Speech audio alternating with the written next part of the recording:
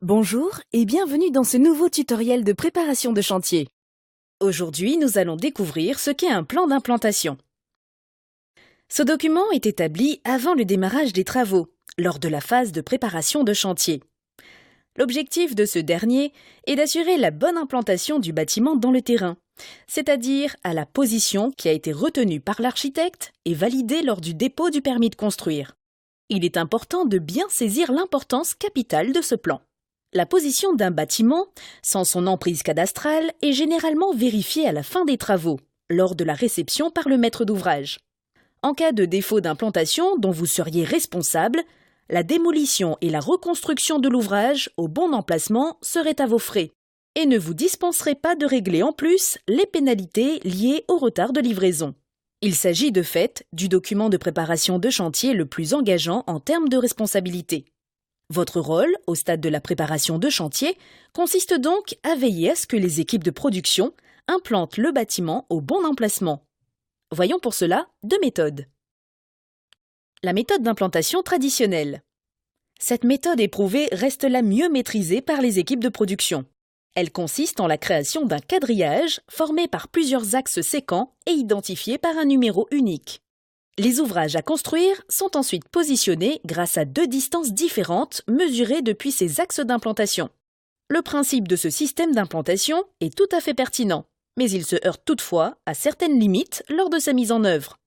Lorsque certains axes doivent être reportés car ils sont trop éloignés ou ne permettent pas directement l'implantation des ouvrages en raison d'une angulation différente, on cumule alors le risque de défaut d'implantation. En effet, si l'axe qui est ajouté est mal implanté, tous les ouvrages positionnés grâce à ce nouvel axe le seront également. Les conditions météorologiques peuvent également fausser l'implantation.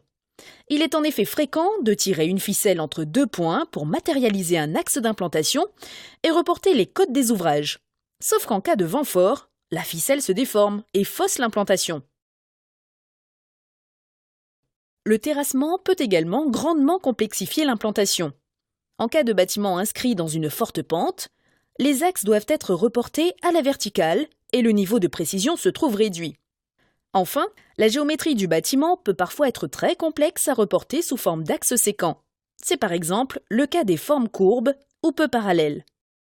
La méthode d'implantation par coordonnées géodésiques. Cette méthode est rendue possible par banalisation de certaines techniques avancées de topographie. Cette méthode vise à ne plus raisonner en termes d'axes d'implantation, mais en termes de coordonnées d'implantation. Ainsi, il n'est plus besoin de définir des axes ni de reporter des côtes. Les ouvrages sont directement implantés à leurs coordonnées géodésiques définitives. La précision de ce type d'implantation est bien supérieure et les conditions de mise en œuvre sont également améliorées. Première étape. Pour procéder à ce type d'implantation, la première étape consiste à créer un plan géoréférencé sur lequel figurera l'ouvrage à construire. Le terme « géoréférencé » signifie que le plan est positionné aux coordonnées X, Y et Z et dans l'orientation exacte prévue par l'architecte. Ces coordonnées sont exprimées dans le système géodésique retenu pour le projet. Un système géodésique est une matrice géométrique de coordonnées qui vise à préciser la position sur le globe du point d'origine des coordonnées X, Y et Z ainsi que leur mode de projection. La Terre étant un globe, il n'est pas possible de transcrire des distances réelles en tout point sur un plan, en deux dimensions. Il s'agit du même phénomène pour les planisphères. Chaque système géodésique a donc une plage géographique d'application limitée.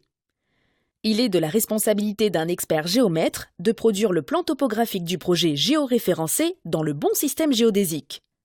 L'insertion du bâtiment sur ce plan topographique doit être réalisée conjointement entre l'architecte et le géomètre au regard des contraintes d'implantation cadastrale définies par le plan local d'urbanisme. Deuxième étape. Une fois que vous êtes en possession du plan topographique sur lequel a été ajouté le bâtiment, il vous incombe de l'exploiter correctement pour implanter physiquement les ouvrages sur le chantier. La deuxième étape consiste à définir la liste de points d'implantation dont vous avez besoin pour positionner les ouvrages sur le site. Vous choisirez par exemple des angles périphériques, les angles des cages d'ascenseur, des joints de dilatation et tout autre point pertinent au regard des ouvrages à construire. Vous n'êtes pas limité par le nombre de points, vous pouvez définir une liste aussi longue que vous voulez.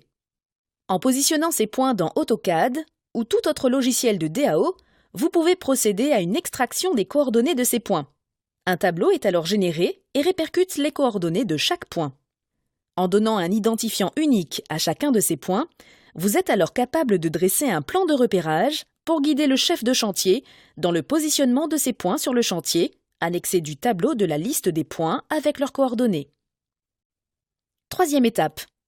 Cette dernière étape correspond au travail du chef de chantier. Le but est maintenant d'interpréter ces coordonnées pour les positionner correctement sur le site. Pour réaliser cela, vous devrez vous équiper d'un appareil topographique communément nommé station totale. Ce type d'appareil est une lunette couplée avec un laser. En visant avec la lunette vers un point, l'appareil est capable de connaître l'angle formé entre votre position et celle du point visé sur 3 plans différents.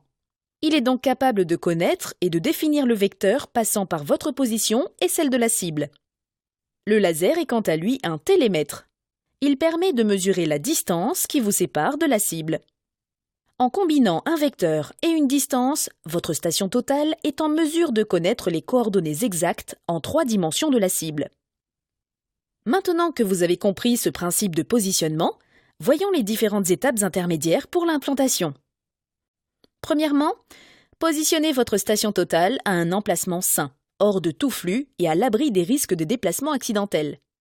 Deuxièmement, visez 3 cibles ou plus, positionnées par le géomètre expert, et pour lesquelles vous connaissez les coordonnées X, Y et Z. Indiquez ces coordonnées à votre station totale. Troisièmement, vous n'avez rien à faire. En interprétant la position de ces 3 cibles, la lunette est capable de définir quelles sont ses propres coordonnées. Si vous avez utilisé plus de 3 cibles, la précision sera grandement accrue car la lunette divisera d'autant les quelques millimètres d'erreur pouvant être présents dans l'implantation de chaque cible ou dans votre façon de la viser. Quatrièmement, injectez votre nomenclature de points dans la lunette au moyen d'une clé USB ou d'une autre méthode retenue par le fournisseur de ce matériel. Choisissez le point à implanter et suivez les consignes de déplacement que l'appareil vous indique. Il vous conduira de lui-même vers la position exacte du point souhaité. Cette seconde méthode est la plus technique à comprendre et nécessite une nouvelle génération de matériel. Mais la précision et la rapidité d'implantation pour les projets de taille significative s'en trouvent grandement accrues. Je vous invite donc vivement à pratiquer cette technique. Et voilà, ce tutoriel est maintenant fini. Cette vidéo vous a été utile? Pensez à la partager sur les réseaux sociaux. Vous avez besoin d'aide ou de précision? Posez votre question en commentaire sur cette page et nous tenterons de vous répondre. Merci et à bientôt pour un prochain tutoriel.